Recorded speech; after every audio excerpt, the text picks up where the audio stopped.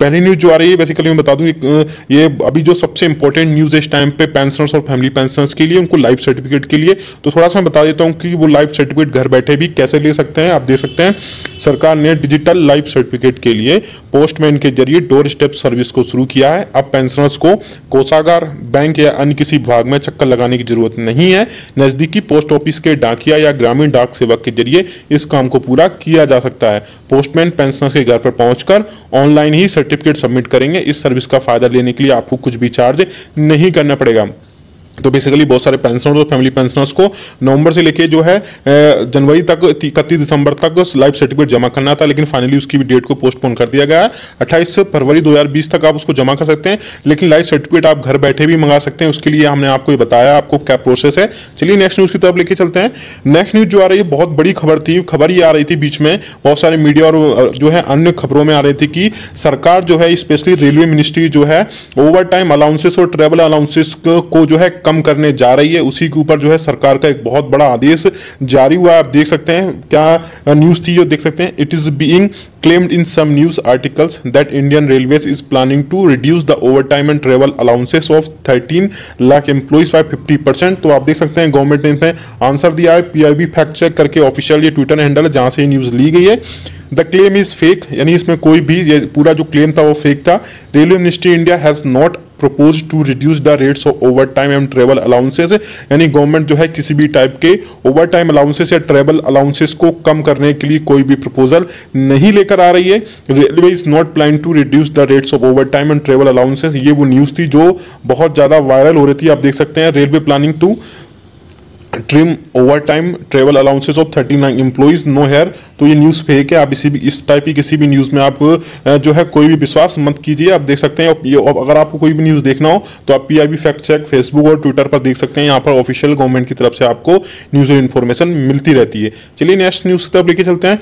Next news जो आ रही है वो भी रेलवे की तरफ से, लेकिन बहुत बड़ी खबर है रेलवे की तरफ से। आगे आने वाले दिनों में हो सकता है बाकी सारे मिनिस्ट्री और डिपार्टमेंट में भी ये लागू हो जाए। भारतीय रेलवे ने पूरी तरह डिजिटल ऑनलाइन मानव संसाधन प्रबंधन प्रणाली यानी एचआरएमएस से के अंतर्गत 3 मॉड्यूल लॉन्च किए। ये 3 मॉड्यूल कर्मचारी स्वयं सेवा ईएसएस प्रोविडेंट फंड एडवांस और सेटलमेंट मॉड्यूल है। इस लॉन्चिंग से अब सेवारत और सेवामुक्त कर्मचारी आसानी से अपना पीएफ बैलेंस चेक कर सकते हैं और पीएफ एडवांस के लिए आवेदन कर सकते हैं। रेलवे सिस्टम की दक्षता और उत्पादकता में सुधार करने के लिए उठाया गया है। विभाग को डिजिटल रूप से सशक्त बनाने के लिए प्रधानमंत्री मोदी के दृष्टिकोण को साकार बनाने की दिशा में एक कदम है।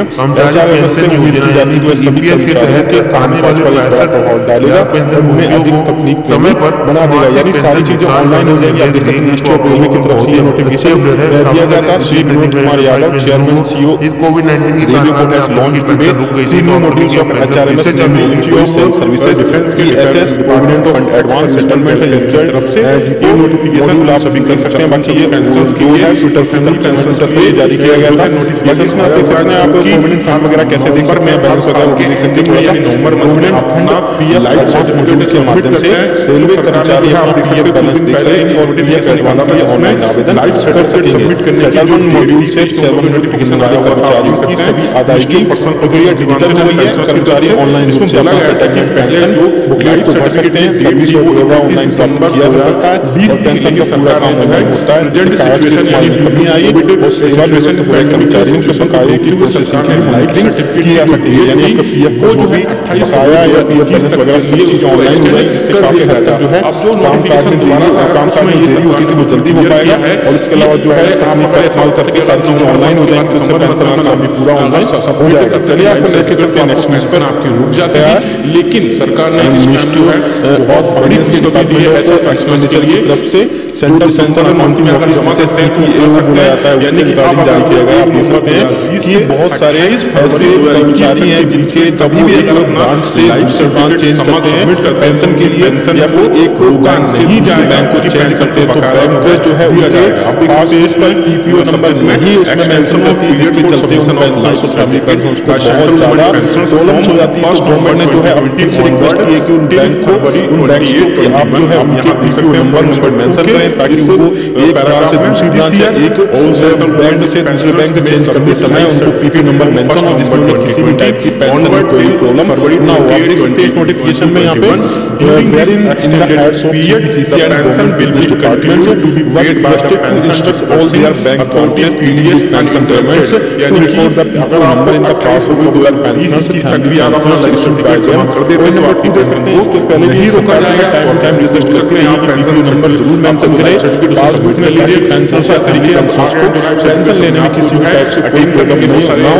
लेकिन फिर भी जो है इसके बाद भी गवर्नमेंट से रिक्वेस्ट करी आप देख सकते हैं जो भी despite clear instructions this office has received representations from many pensioners and pensioners associations that the bank branches are not recording the PPO number in the passbook of the pensioners, family pensioners which leads to problem for transfer of pension account from one bank to another bank or from one branch to another bank branch। फिर से अगर देख सकते हैं point number 3 में important है thereof की date आप बताइए इसको share heads of all CPCC and government business department are once again requested to instruct all their bank branches dealing with the pension payment to record the PPO number in all the passbook of the pensioners and family pension issued by them। तो आप देख सकते हैं अगर आप भी अपनी bank change कराना चाहते हैं या ब्रांच चेंज कराना चाहते हैं तो आप उसमें एक बार जरूर देख लें कि आपका PPO नंबर उसमें मेंशन है नहीं है, नहीं तो आप करवा लें, अदरवाइज आपको बहुत ज्यादा प्रॉब्लम होने वाली है आपको पेंशन लेने में। चलिए दूसरी न्यूज की तरफ लेके चलते हैं। दूसरी न्यूज जो आ रही है वो भी आप देख सकते हैं ministry of personnel public grievances and pension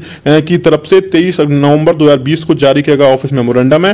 जैसा कि आप सभी को पता है कि सरकार ने कुछ दिन पहले यानी कि अक्टूबर मंथ में जो है एक नोटिफिकेशन निकाला था जिसमें उन्होंने बोला था कि आपके पेंशन लेने के लिए सबसे ज्यादा जरूरी होती है आपकी लाइफ सर्टिफिकेट, और लाइफ सर्टिफिकेट सबमिट करने की जो डेट थी उसको जो है 31 दिसंबर 2020 तक के लिए कर दिया गया था। लेकिन फाइनली अब जो है बहुत सारे जो पेंशनर्स एसोसिएशन है और इसके अलावा इंडिविजुअली रिक्वेस्टिंग भी सरकार के पास बहुत सारी गई है कि इस टाइम पे कोविड-19 पैंडेमिक चल रही है तो उनके खतरे को देखते हुए पेंशनर्स के सरकार फिर से एक बार और जो है लाइफ सर्टिफिकेट सबमिट करने की डेट को एक्सटेंड करे। तो फाइनली सरकार ने फिर से डेट को एक्सटेंड कर दिया। आप देख सकते हैं यहाँ पर the department has been in receipt of numerous petitions from various pensioners associations as well as individuals requesting a further extension in the date for submitting life certificate in view of the ongoing COVID-19 pandemic and the vulnerability of elderly population to coronavirus. After consultation with the Office of Controller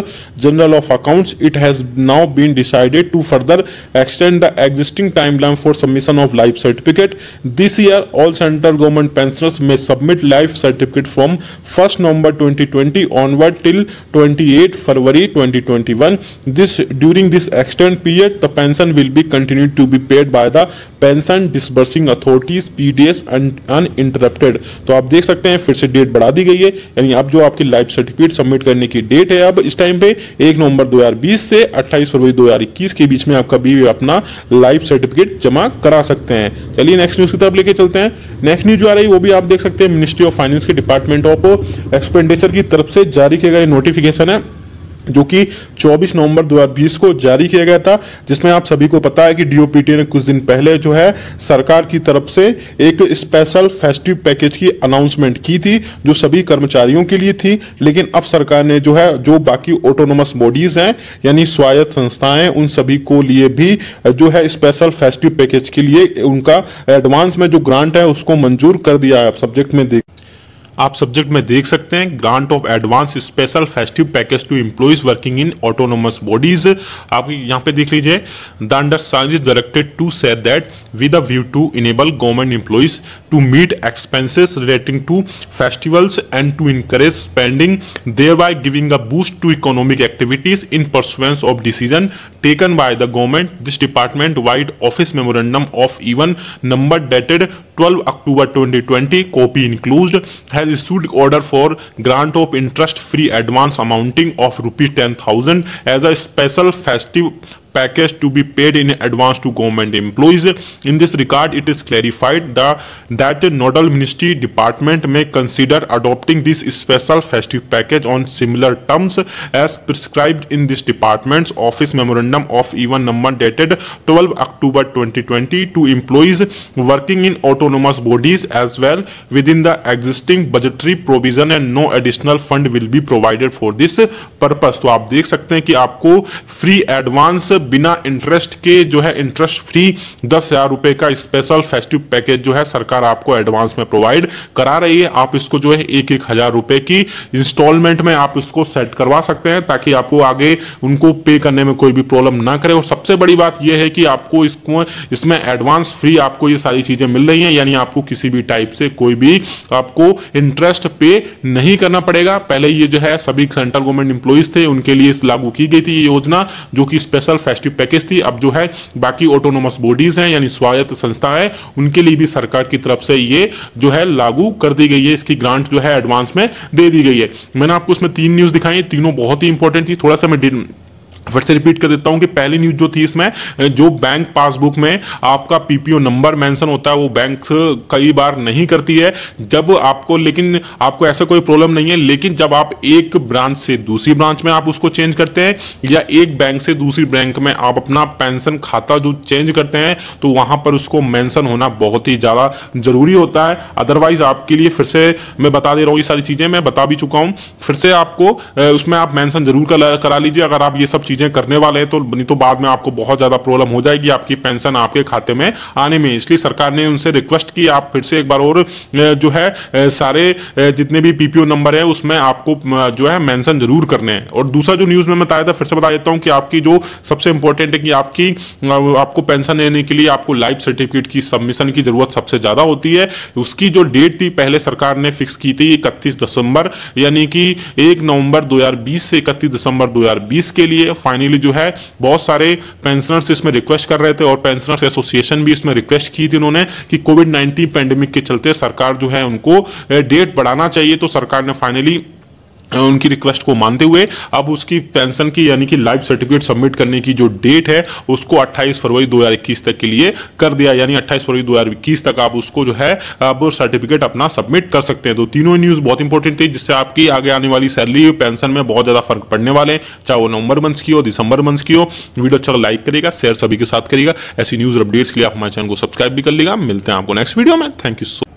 government of India के ministry of heavy industries and public enterprises की तरफ से 19 नवंबर 2020 को जारी किया गया office memorandum है। जैसा कि आप सभी को पता है कि अभी जितने भी सेंट्रल गवर्नमेंट एम्प्लॉइज और पेंशनर्स हैं उन सभी का महंगाई भत्ता और महंगाई राहत यानी डीए और डीआर को जो है फ्रीज किया हुआ है 30 जून 2021 तक के लिए। लेकिन जो ministry of heavy industries and public enterprises के जो एम्प्लॉइज हैं उनका डीए और डीआर अभी तक सरकार ने फ्रीज नहीं किया होता है। लेकिन अब जो है इस नोटिफिकेशन में आप देख सकते हैं कि सरकार ने जो एम्प्लॉइज सीपीएसई के एम्प्लॉइज थे यानी कि जो डिपार्टमेंट ऑफ पब्लिक एंटरप्राइजेस के एम्प्लॉइज है उनका भी डीए और डीआर जो है 30 जून 2021 तक के लिए फ्रीज कर दिया है। आप देख सकते हैं सब्जेक्ट में freezing of DNS allowances to employees of central public sector enterprises CPSE drawing pay as per 2017, 2007, 1997, 1992, 1997 IDA pay revising guidelines at current rates till 30 June 2021 यानी 30 जून 2021 तक के लिए उनका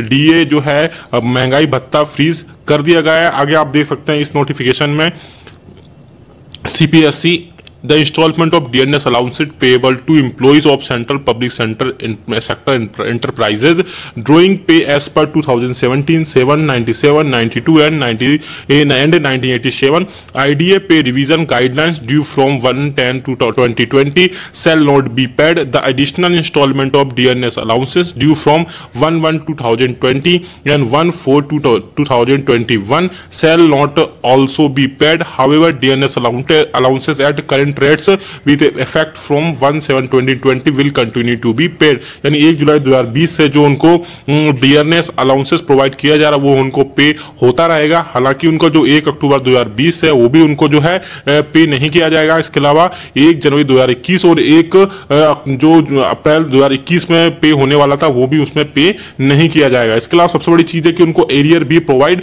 नहीं किया जाएगा जैसे सेंट्रल गवर्नमेंट एम्प्लॉइज और पेंशनर्स का प्रोवाइड नहीं किया जाएगा गया था। आप यहाँ पे देख सकते हैं no arrears for the period from 1/10/2020 till 36/2021 shall be paid। यानी 1 अक्टूबर 2020 से 30 जून 2021 तक का कोई भी एरियर उनको प्रोवाइड नहीं कराया जाएगा। और पॉइंट नंबर 4 में आप देख सकते हैं द एडमिनिस्ट्रेटिव मिनिस्ट्री या department of government of India are requested to bring the foregoing to the notice of the CPSE under their administrative control for the necessary action at their end।